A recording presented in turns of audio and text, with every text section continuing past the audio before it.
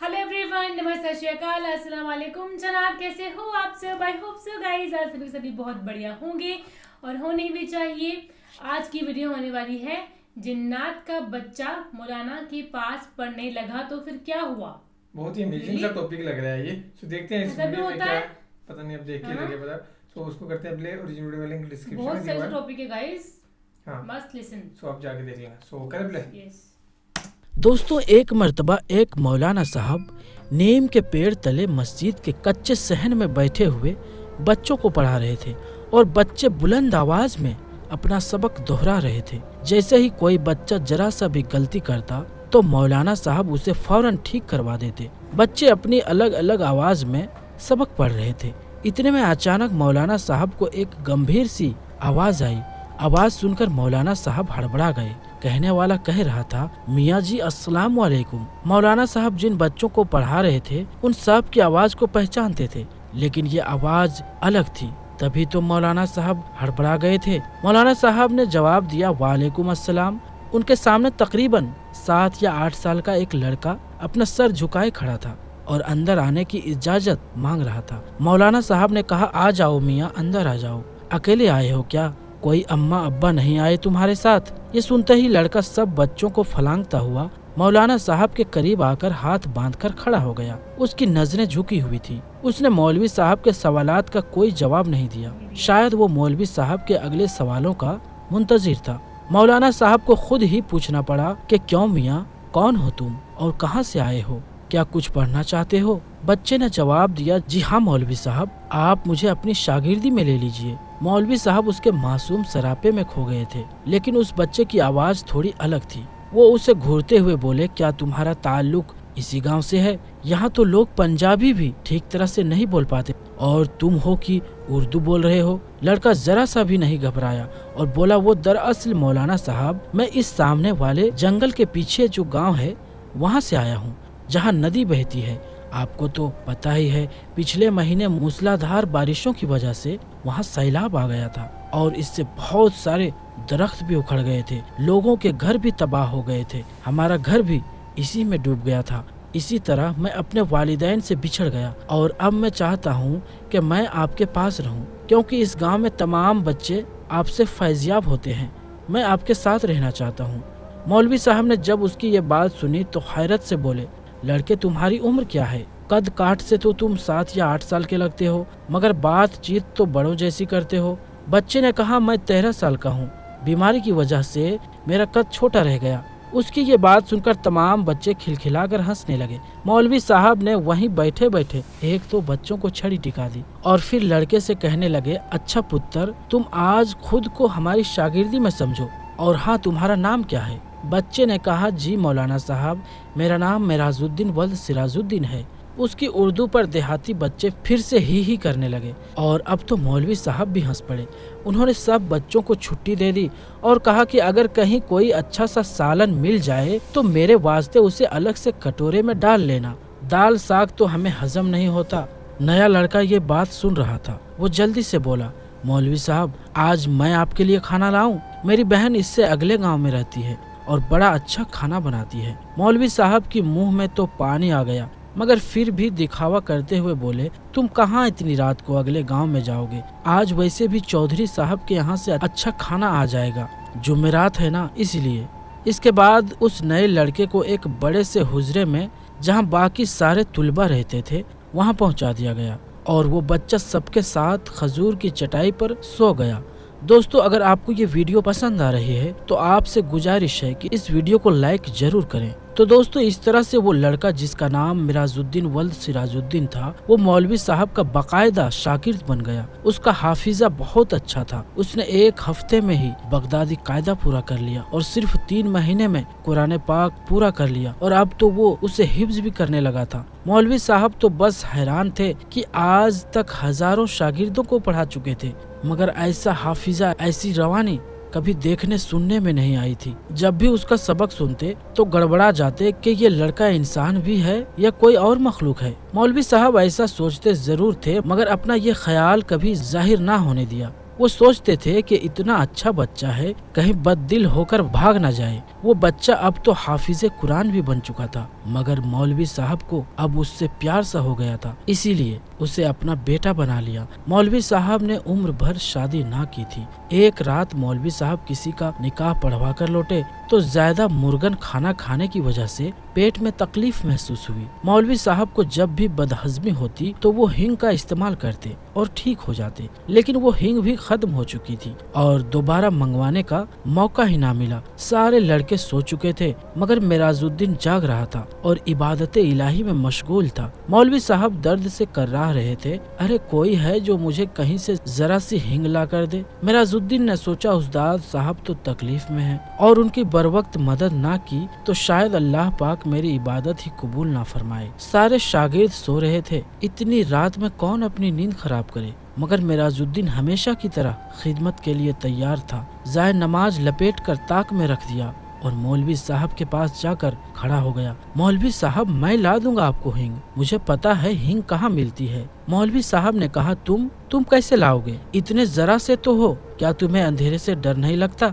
इतनी रात है और सर्दी भी हो रही है। मेराजुद्दीन ने कहा नहीं, मैं तो अपने सारे काम जब चाहूँ कर लेता हूँ और मुझे अंधेरे से तो डर नहीं लगता। मौलवी साहब पर तो हैरत के पहाड़ टूट पड़े, क्योंकि रात का दूसरा पहर था और ये नन्हा सा लड़का बाहर जाने को तैयार था। मौलवी साहब ने कहा अच्छा, अगर तुम बाजिद ही हो तो फिर दूर ना जाना, ये नुक्कड़ वाले बनिए से जरा सी हींग मांग लेना, कह देना कि मौलाना साहब मंगवा रहे हैं। लड़का तो जैसे इजाजत मिलने का इंतजार कर रहा था। वो तेजी से बाहर चला गया। उसके बाद उसके बाहर निकलते ही ऐसा लगने लगा जैसे अचानक तेज हवाएं चलना शुरू हो गई हो और बारिश हो रही हो। मौलवी साहब का तो दिल दहल गया, क्योंकि कमरे में रोशन मिट्टी का दिया भी हवा के झोंके से टिमटिमा कर बुझ गया था।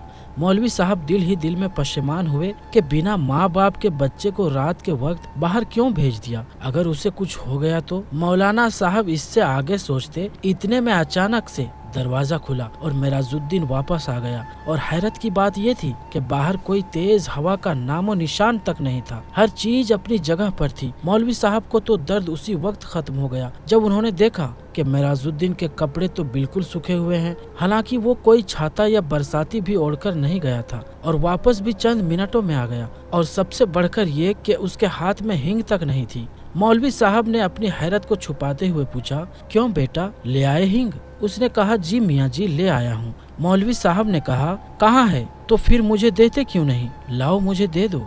मेराजुद्दीन ने कहा वो मैंने बाहर सहन में लाकर रख दी है, आप मेरे साथ चलकर देख लो और जितनी चाहिए ले लो। मौलवी साहब को तो गुस्सा आ गया कि अब मैं बाहर जाकर सहन से खुद उठा कर लाऊं। जब उस दुकानदार से ले आए हो तो मेरे हाथ में पकड़ाने में तुम्हें परेशानी क्या है? बच्चे ने कहा अरे आप आइए तो सही मौलवी साहब। वो उन्हें बाजू से पकड़कर सहन में ले गया। मौलाना साहब की आंखें फटी की फटी रह गई। सहन हींग की बोरियों से भरा हुआ था, यानी सहन में हींग की बोरियां ही बोरियां थी। शायद मनों के हिसाब से हींग लाकर उस्ताद की खिदमत में हाजिर कर दी थी। उन्होंने एक नजर हींग के अंबार को देखा और फिर मेराजुद्दीन के चेहरे की तरफ देखा। उसका सर हस्बे मामूल उस्ताद के सामने झुका हुआ था। मौलवी साहब ने कहा इधर आओ, जरा मेरी तरफ आंख उठा कर देखो। उन्हें पहली बार उस पर गुस्सा आ रहा था। उनके पेट का दर्द तो रफू चक्कर हो चुका था। उन्होंने उसे कंधों से पकड़कर झंझोड़ डाला और उसकी आंखों में आंखें डालते हुए बोले, सच सच बता दो, तुम कौन हो?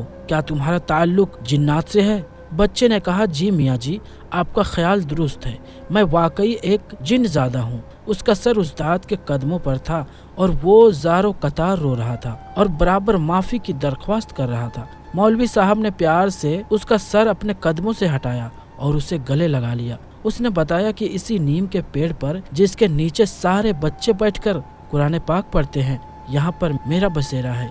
मैं रोजाना कुरान पाक की तिलावत सुना करता था। तब मेरा भी दिल चाहा कि आपकी शागिर्दी में आऊं। मौलाना साहब जो बागौर उसकी बात सुन रहे थे, अचानक जैसे होश में आ गए और कहा, अच्छा तो अब तो तुम्हारा मकसद पूरा हो चुका है ना? तुम कुरान पाक के हाफिज भी बन चुके हो।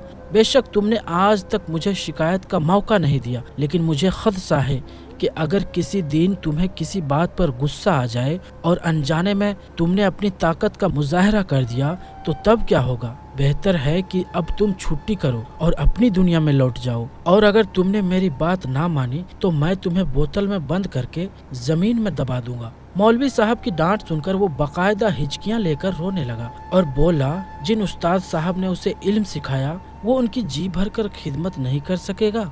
इस बात के लिए वो जिंदगी भर शर्मसार रहेगा। मौलवी साहब ने उसे तसल्ली दी और कहा कि उन्होंने अपना हक उस पर माफ किया, इसीलिए अब वो सीधा अपनी दुनिया में लौट जाए, यानी जिन्नातों के पास लौट जाए। मेराजुद्दीन मौलवी साहब को अल्लाह हाफिज कहकर किसी नन्हे से बच्चे की तरह दरवाजा खोलकर कोठरी से बाहर चला गया। मौलवी साहब को उसकी आंसू भरी आंखें रात भर रुलाती रही। मौलवी साहब की हिदायत पर हमेशा के लिए लौट जाने से पहले उसने हिंग भी वापस गोदाम में पहुंचा दी थी। इस बात को काफी साल बीत गए और मौलवी साहब समेत सब लोग उसे भूल भाल गए, क्योंकि वो जिन ज़्यादा दोबारा कभी भी लौट कर नहीं आया। मौलवी साहब ताबीज गंडे के भी काम में माहिर थे। अक्सर गांव की नौजवान लड़कियों पर जब कभी हिस्टेरिया का दौरा वगैरह पड़ता और माँ बाप उसे जिन्न भूत वगैरह की कारिस्तानी समझते तो वो मौलाना साहब के पास आते और वो लड़की फिर से ठीक हो जाया करती। एक मर्तबा एक लड़की को मौलाना साहब के पास लाया गया। वो लड़की बिना पानी के मछली की तरह तड़प रही थी और बार बार सर पटक रही थी। उसकी आंखें अंगारों की तरह लाल हो रही थी, बाल बिखर गए थे। मौलवी साहब को वो लड़की बाकी लड़कियों से अलग नजर आई। उन्होंने उस लड़की पर कुछ पढ़कर फूंका और अपना अमल जारी रखा। मौलवी साहब कुछ देर पढ़ते रहे और फिर वो अचानक से चीख पड़े कि मेराजुद्दीन, तुम तो अपनी दुनिया में वापस नहीं गए? क्या तुमने अपना वादा भुला दिया और ये भी भूल गए कि उस्ताद की नाफरमानी कितना बड़ा गुनाह है? तुम मुसलमान जिन हो, फिर तुम इस लड़की को क्यों परेशान कर रहे हो? अब तो मैं यकीनन तुम्हें इसकी सख्त सजा दूंगा। तुम इस लड़की को फौरन छोड़ दो और अभी मैं तुम्हारा इलाज करता हूँ। मेरा ख्याल है कि मुझे तुम्हें बोतल में बंद करना ही पड़ेगा। मेराजुद्दीन, जो कि एक जिन था, उसने कहा, नहीं मियाँ जी, ऐसा ना करना। आपको अल्लाह का वास्ता, मैं वादा करता हूँ कि अब आपकी तरफ कभी लौट कर नहीं आऊँगा, मगर सिर्फ एक बार, आखिरी बार मुझे अपनी दुनिया में लौट जाने से पहले आपकी कदम बोसी करना है। आपका आखिरी दीदार करना चाहता था मैं हरगिज ऐसी हरकत ना करता अगर मैं अपनी इससे पहले वाली कोशिशों में कामयाब हो जाता। शायद आपको मालूम होगा कि गांव के जमींदार की ठीक उसी रात किसी ने चारपाई उलट दी थी जब मैंने आपको अल्लाह हाफिज कहा था। मेरा प्रोग्राम ये था कि यूं इस बंदे के इलाज के लिए आपको बुलाया जाएगा और मैं अपने मोहतरम उस्ताद का दीदार एक बार फिर से कर सकूंगा, मगर मुझे नाकामी का मुंह देखना पड़ा, क्योंकि मुझे भगाने के लिए उन्होंने किसी और को बुला लिया था। उसने मुझे सख्त तकलीफ और अजियत पहुंचाई, क्योंकि उसने मुझे वाकई एक बोतल के अंदर बंद करके खेत के अंदर दबा दिया। वो तो मेरी लगन सच्ची थी कि ज़मीन पर ट्रैक्टर चला और आज पूरे 10 साल बाद मुझे रिहाई मिली। तो मैंने सोचा कि उस्ताद के लिए दीदार की शौक में मैंने बड़ी सजा पाई। अब तो मैं जरूर आपकी जियारत करूंगा, चाहे मुझे एक बार फिर से इसके बदले में बोतल के अंदर जाना पड़े। मुझे बेहद अफसोस है कि मुझे ये तरीका इख्तियार करना पड़ा, मगर मेरी आज ख्वाहिश तो पूरी हो गई। अब आप मुझे बस आखिरी बार अपनी कदम बोसी का मौका दे दें। मैं अपने उस्ताद के कदमों की खाक पलकों पर लगाना चाहता हूँ, आपके गले लगना चाहता हूँ। मौलवी साहब ने उसे लड़की को छोड़ देने का हुक्म दिया और उसे गले से लगाकर खूब प्यार किया और दरवाजा खोल दिया। लड़की एकदम होश में आ गई, मगर मौलवी साहब की आंखें नम हो गई। तो दोस्तों, ये किस्सा एक मौलवी साहब और एक जिन ज़ादे का था जो हम आपको सुनाना चाहते थे। ये वीडियो आपको कैसी लगी? सुंदर के साथ है यार, इमोशनल भी था ना, इमोशनल के साथ है ये। मतलब एक जिन्नात का बच्चा मौलवी के पास पढ़ने आया है ना, जिसका कहते दिल साफ होना, उसे चाहे कहीं भी किसी भी दुनिया के कोने में लेगा, वो अल्लाह का नाम हमेशा लेगा ही लेगा ना।